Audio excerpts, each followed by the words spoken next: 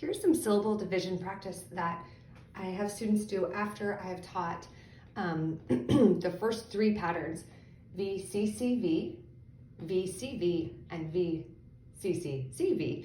But I mix in a lot of words with, I want to add in some suffixes so they know what to do. And I want to also make sure that there are some common prefixes so they can practice. When they see those common prefixes, they don't have to go through all of the patterning. So this is some practice, throwing it all together to have them kind of use all of their tools. So let's go ahead and look through these words. So we have, in this word, I have a suffix, and I'm going to circle that suffix. And then I'm going to look at the pattern. So it's all about the vowels. I'm constantly saying that to my students. It's all about the vowels.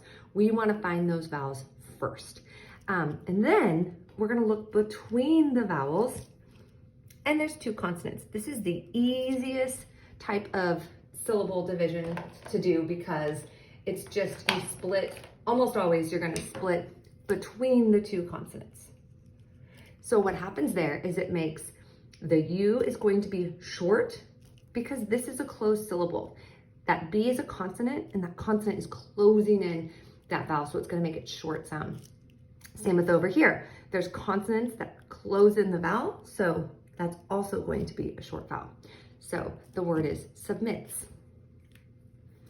And now this next one I think is kind of tricky for students. So again, there's no suffixes, there's no common prefixes, so I need to use syllable division to figure this out. It's all about the vowels. So two vowels tells me it's two syllables, so I need to figure out how to break this word up. There's only one consonant.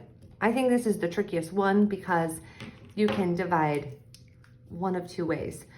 For some words, you're going to divide before that consonant, and in some words, you're going to divide after that consonant. So we need to teach our students to be flexible with that first vowel when they see this pattern. So what that means is that vowel can be long or short. And so the way to find out where to divide this word is to kind of experiment with that. So if I were to draw a line right here before that C, that would leave that syllable open. So that vowel would make a long sound. It would represent a long sound. So it would be bo-d, Bodhi, which is not a word. So now let's try it after the C. And now that syllable is closed in, is a closed syllable, and that O is then going to represent the short sound. So that's going to say bod, and that Y in a multi-syllable word, when it ends in Y, pretty much always, a few exceptions, says E. So body, and that's considered a long vowel, body. This next one, I see another suffix, so I want to make sure I get that out of the way so I can just focus on the base word. And again, I'm going to look at my vowels, two vowels, so I know that this word can be broken up into two syllables.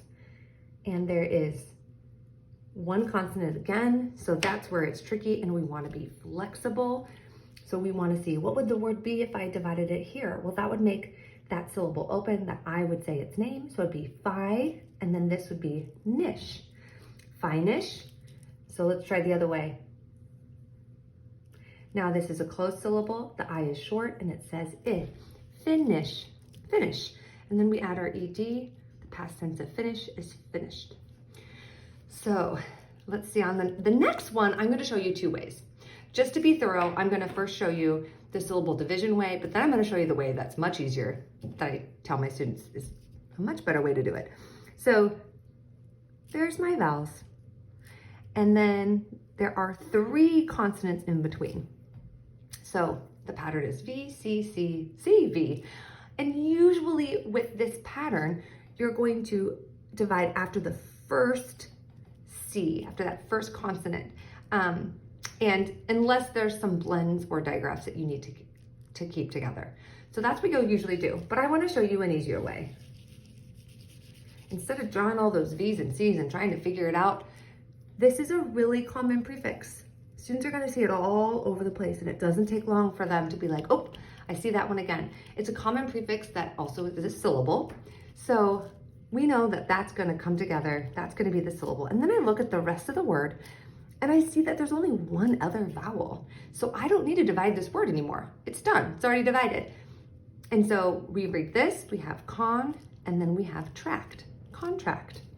Now, side note, con is often also has a schwa vowel sound, so it can be kun as well, but they start to pick up on that pretty quickly.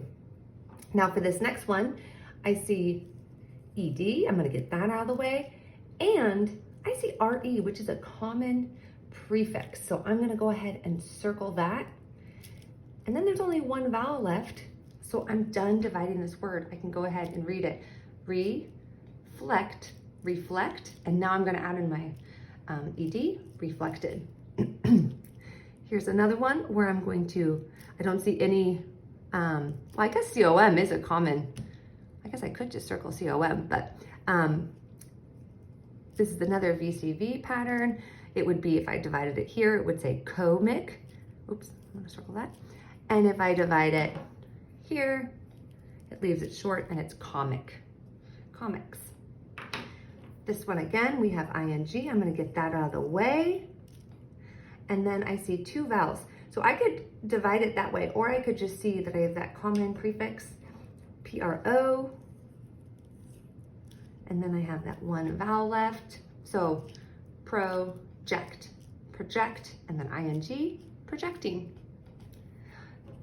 EX is another one where it is a common prefix, and I have a reel coming about EX and how it either says eggs or X, and like how to teach your students which one is going to be, so stay tuned. So that is a prefix, we're gonna put that together, and then here is our other vowel right next to it, and then we have that suffix. So I'm gonna go exit, exit, and then add the S, exits. Next, we're gonna circle that ED. We're gonna look for our vowels. Again, one consonant in between, that's the tricky one. So we're gonna be flexible with our vowel sound. So keep in mind, we already know for sure that everything here, this vowel and over, is going to be a syllable. So we already know that this is a closed syllable. So we have that information. What we're trying to figure out is where that L goes. Does it go with the first syllable or the second? If it went with the second syllable, it would say talent.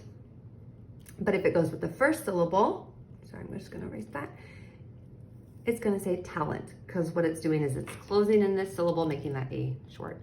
So the word is talent and then talented. Last one, we're gonna circle the ing. I'm gonna find the vowels. Again, one consonant, so tricky. On this page, I didn't include any that had the other way of doing VCV, but there's lots of options. So, all right, let's take a look. Do you think it's select, select, or do we think it's select, select? Now that's one where I don't really enunciate that short E a lot. I kind of say it a little bit quicker, but it's still short, selecting. Could be considered a schwa though, selecting. So I like doing this practice with my students in small groups to give them just that much more practice and seeing patterns in words and practicing breaking up these words, finding common prefixes and suffixes. I find it all to be really helpful. So I hope it was helpful to you.